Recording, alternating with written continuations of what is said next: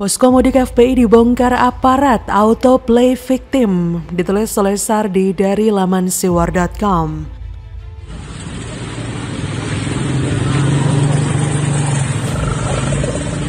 Posko mudik FPI dibongkar oleh aparat dengan alasan mengganggu arah lalu lintas, padahal tidak sama sekali mengganggu jalan. Jangan mengganggu persatuan dan kesatuan yang ada di wilayah Jakarta. Saya panglimanya. Ya. Jangan coba-coba mengganggu persatuan dan kesatuan yang ada di Jakarta. Kalau coba-coba mengganggu itu, akan saya hajar. Kami punya kewajiban sama halnya dalam hal peradilan umum. Itu Polri kan juga bertindak sebagai penyidik. Jadi kami pun punya kewajiban untuk menindaklanjuti. Mudik sudah berlangsung beberapa hari, diyakini sudah melewati puncaknya karena banyak yang mudik lebih awal untuk menghindari kemacetan parah. Pos polisi pun didirikan di banyak titik untuk membantu mengurai kemacetan atau sebagai posko mudik. Tapi ternyata ada pula yang ikutan bangun posko mudik, yaitu FPI atau dikenal dengan nama Front Persaudaraan Islam. Tapi posko ini kemudian dibongkar.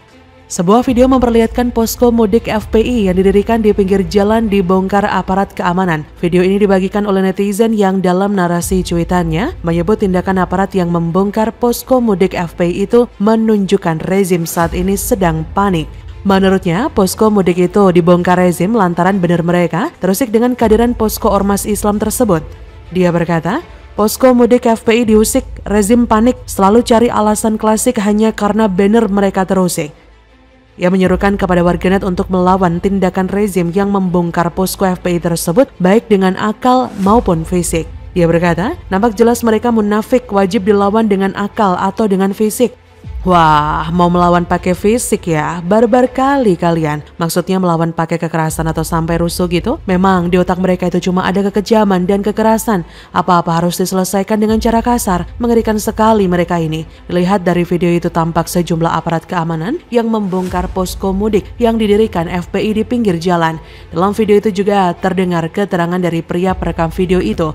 Ia mengatakan aparat membongkar posko mudik FPI itu dengan alasan mengganggu kelancaran lalu lintas. Tetapi sang perekam video mengatakan posko mudik yang dipenuhi spanduk FPI dan Rizik itu sama sekali tidak mengganggu arus lalu lintas. Masalahnya posko itu ada izinnya enggak? Ya pastilah mengganggu dong.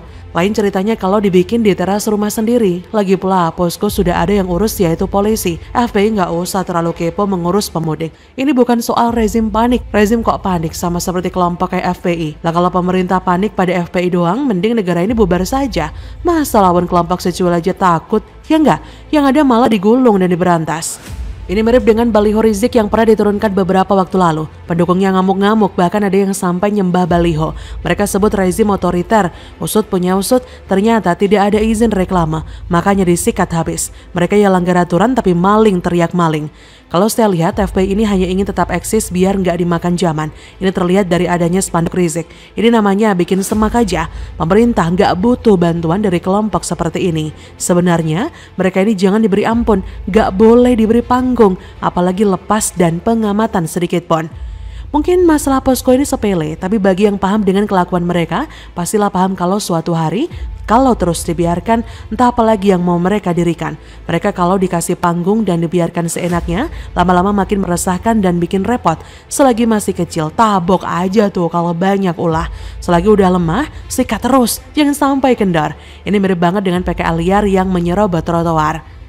FPI baru ini juga harus dibatasi geraknya, jangan biarkan mereka berbuat seenaknya. Dulu sombongnya minta ampun, arogan dengan cara yang begitu menjijikkan.